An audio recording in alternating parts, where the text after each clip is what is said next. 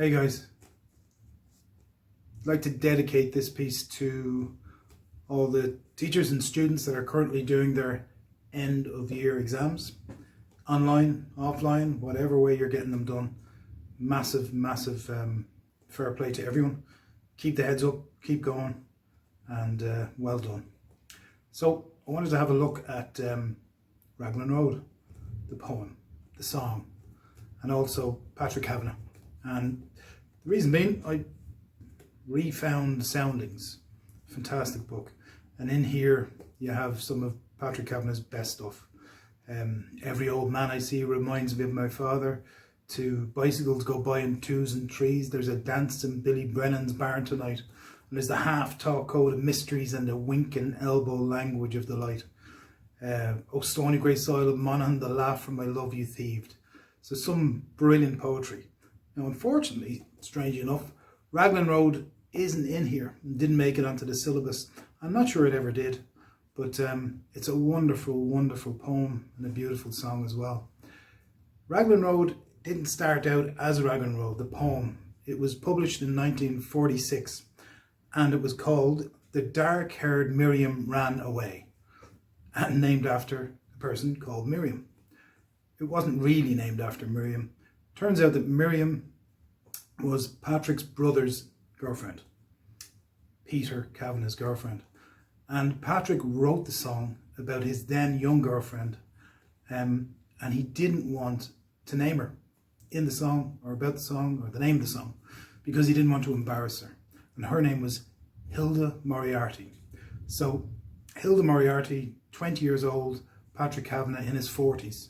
Patrick was living on Raglan Road. Hilda was living on Pembroke Road or Pembroke Street, just around the corner.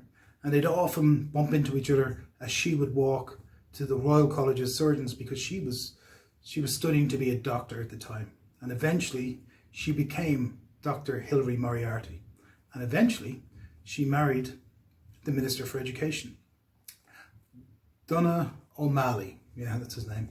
Donogh O'Malley, Minister for Education, Soundings, all that stuff, wrapping up Patrick Kavanagh. So there's a kind of a full circle there to an extent. But while they were courting, Patrick used to ask Hilda Moriarty her opinion of certain poems.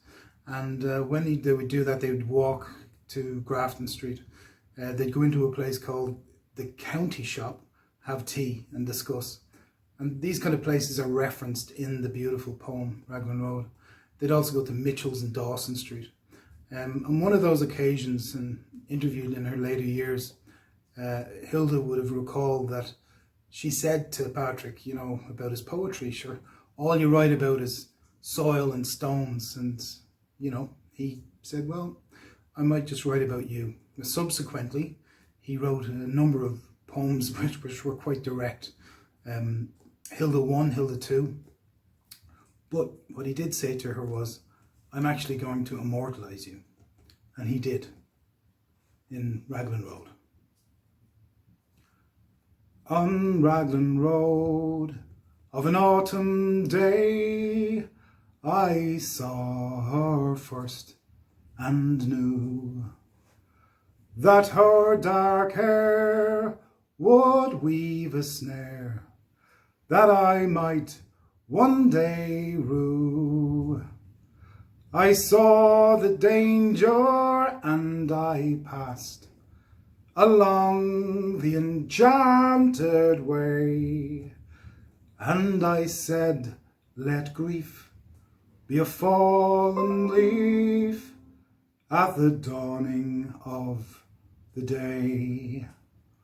On Grafton Street in November, we tripped lightly along the ledge of a deep ravine where can be seen the worth of passion's pledge.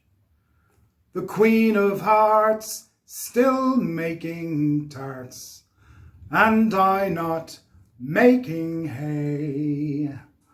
Oh, I loved too much, and by such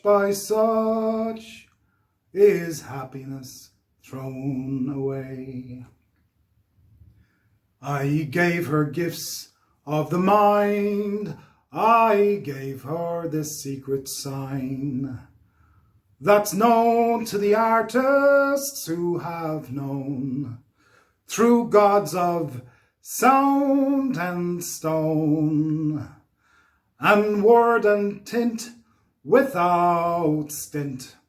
I gave her poems to say, with her own name there, and her own dark hair, like clouds over fields of May. On a quiet street where old ghosts meet, I see her walking now, away from me most hurriedly. My reasons must allow that I have loved not as I should, a creature made of clay.